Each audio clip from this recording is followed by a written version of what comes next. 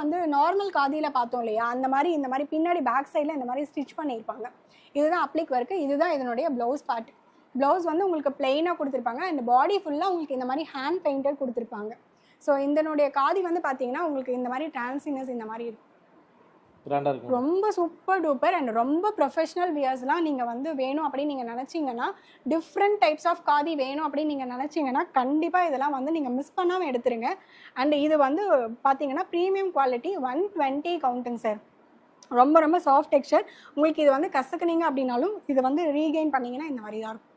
உங்களுக்கு இதுவுமே வந்து கம்ப்ளீட்லி மெயின்டெனன்ஸ் ஃப்ரீ.